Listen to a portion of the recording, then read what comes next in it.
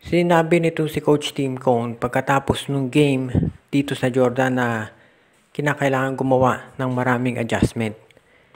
Well, unang-una kailangan mag-move on na tayo dyan sa Jordan. Tapos na yan kumbaga. Hindi na natin mababawi yan. At ang pinaka-importanting gawin ngayon ay kung ano yung nakakuha natin mula sa game na yun, yung kailangan natin i-improve. Unang-una kinakailangan ay yung big man natin tumulong sa rebounding. Maganda yung ginawa ni Scottie, naka-11 rebound siya. Pero hindi niya dapat ginawa yun dahil yan ay trabaho ni Fajardo, ni Kwame at ni Aguilar. Sila dapat ang re-rebound. Pangalawa, kinakailangan mas maging dominant ang mga big men natin. Kontra dito sa Qatar, kailangan mag-deliver itong sila Fajardo, si Kwame, si Aguilar, at pati na yung mga outside shooters natin, katulad nila Lassiter at sila Kevin Alas, Newsam, CJ Perez, and of course ito si Calvin Oftana.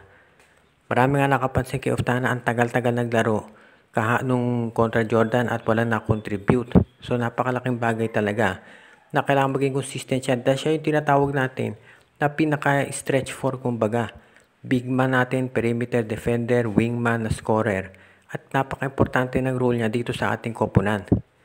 So sa ngayon, kinakailangan dito sa game sa Qatar, kumbaga locked in itong si Oftana at bumawi siya. Very important yung role niya dito. At syempre, alam natin si Justin Brownlee nandiyan yan, maasahan palagi. Pero hindi po pwedeng siya lang mag-i-score. Tignan natin yung naging resulta nung laban natin kontra Thailand at Bahrain. Bakit nga ba tayo nanalo doon? Well, napansin ng karamihan dahil doon sa magandang scoring distribution. Lahat ng pinapasok ni Coach Tim Cone ay nagko-contribute sa scoring. Siyempre, kung hindi ka naman makaka-contribute, hindi ka ipapasok ni Coach Tim.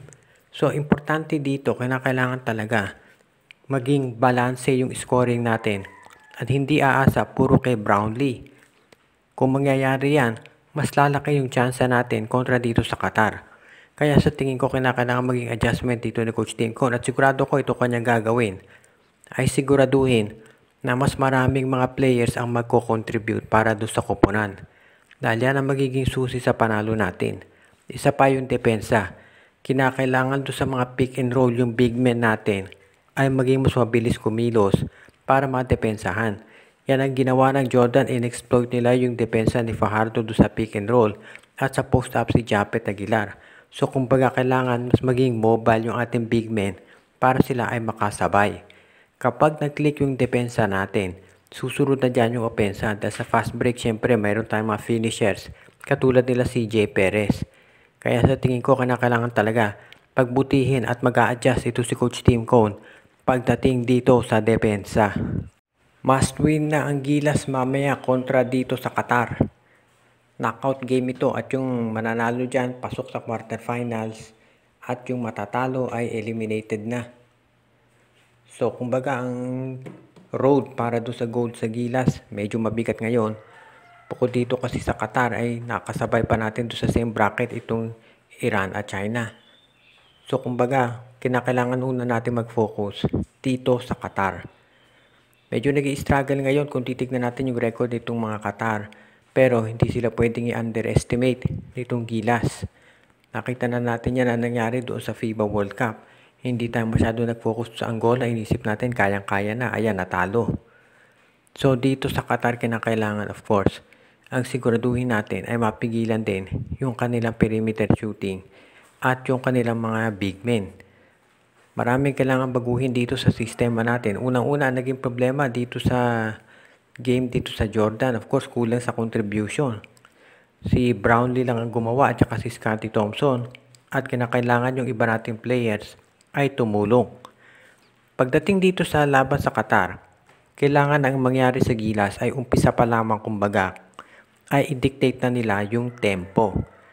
Mahirap yung naghahabol ka sa isang knockout game. Kahit sabihin pa natin na yung level ng players ng Qatar ay mas mababa kumpara Jordan, syempre magiging desperate din yan para manalo katulad natin. So kailangan yung maging intensity ng ating mga players ay higitan itong Qatar at very important dito yung execution. Nakita natin doon sa mga timeouts doon sa game kontra Jordan na medyo na-frustrate na dito si Coach Tim Cone dahil kadalasan walang ball movement sa players o kaya out of position yung mga players kaya hindi nararun properly. yung mga plays natin. So yan ngayon ang kailangan natin tignan dito para masiguro na itong performance natin sa Qatar ay kumbaga maging exceptional at top notch. Tandaan natin, ito ay knockout game. So ibig niya sabihin, no tomorrow na, kapag natalo tayo dito, out na tayo sa finals, hindi na makakakuha ng gold medal itong ating Asian Games team. At sinabi naman ni Coach Tim Cone na yan talaga ang target nila kumbaga. Talaga naman kahit sabihin pa natin na kulang sa preparasyon ng Gilas, yung talagang gold medal ang habol natin dyan. At gusto nating masiguro na ito ay makukuha natin. Dahil anything less than the gold ay magiging considered disappointment. Kahit sabihin pa natin na kulang sa preparasyon itong ating koponan. So sa ngayon, ang kinakailangan gawin ng Gilas, of course, mag-focus 100% dito sa game na yan.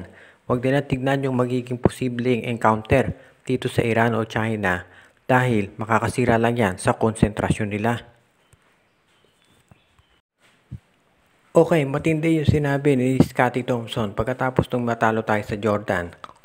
Ang sinabi niya, no excuses talaga. Mas maganda ang nilaro ng Jordan at kinakailangan mag-improve natin, partikular na doon sa depensa.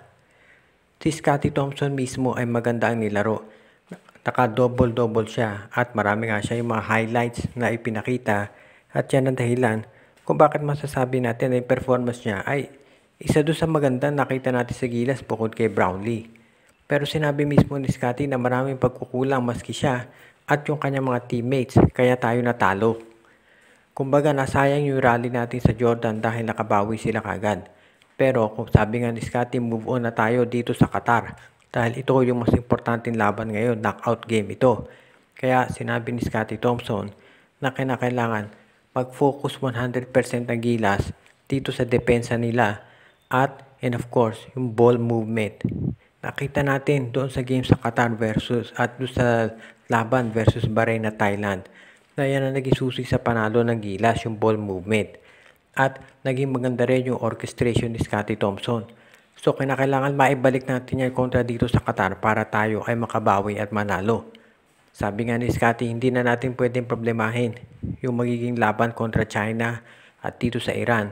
At mag-focus muna tayo dito sa Qatar dahil yan ang makakaharap natin. Kapag tumingin tayo ahead, magkakaroon ng problema, madidistract yung team.